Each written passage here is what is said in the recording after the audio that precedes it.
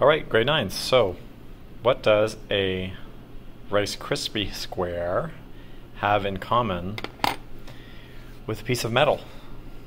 Okay, so that's a strip of copper. Actually, quite a bit. Okay, so what I'm going to explain to you, and what I have been explaining to you probably in this, let me see this part of the video. This metal is bendable, right? I mean, you have to be super strong like me, of course. But it is pliable, it is malleable. Okay, I can sort of spread it out into a thin sheet like this. You can stretch it out into wire. Okay, like I put my copper wire, oh there it is. So my copper wire here, and that is bendable as well. Well, it turns out that a Rice Krispie square has kind of similar properties. So you take a look. I can spread it out into a thinner sheet, so it's malleable. Okay, it bends. Okay, so it's got some flexibility to it. It's ductile, like I could stretch it out into like a thinner sort of wires type of shape. Okay, now it turns out that Rice Krispie squares is not just a superficial sort of thing that they seem to have in common. Of course, this is nice and edible. I'm not going to eat the wire, but that was pretty good. All right, so part of the lesson today is something called metallic bonding. See, metals have weak holds on their valence electrons.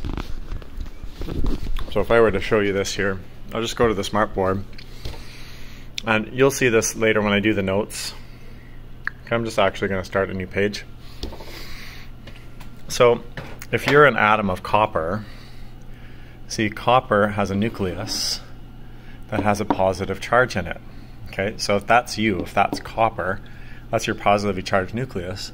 Well, you also have some valence electrons, you know, floating around out here. So I'll use a little letter E to represent the valence electrons. So here's a copper atom. I'm not going to show all the electrons that would be around copper. Copper would have like 29 electrons if it was a neutral atom, but it just has, you know, a couple of valence electrons. Now what copper does is it donates those valence electrons to the surrounding environment. And if I have another copper, okay, so I'm going to draw another copper here. So there's my little copper guy, a couple of valence electrons like that. Then I'll draw another copper, okay, some valence electrons going around the outside. Okay, now here's the deal. What makes a metal is the weak hold that metals have on the valence electrons, okay? And what they do when they bond to each other, metal atoms, is they release their valence electrons into like a kind of, you know, if for lack of a better word, like a sea or like a little ocean of electrons, okay? Sort of like this fluid that seems to surround all of the positively charged atoms, okay? And they're positively charged because they've released their electrons, which are negative, right? So what I'm going to do is I'm going to circle the electrons blue to indicate that they have this negative charge, and then I'm going to highlight my copper atoms with red to show their positive charge.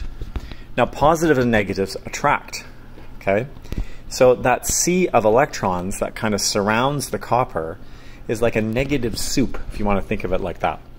And the copper atoms themselves, now called cations because they have a positive charge, they are attracted to that negative soup. And in fact, it's that soup, okay, that is the glue that holds the metal structure together, okay? So we call this metallic bonding.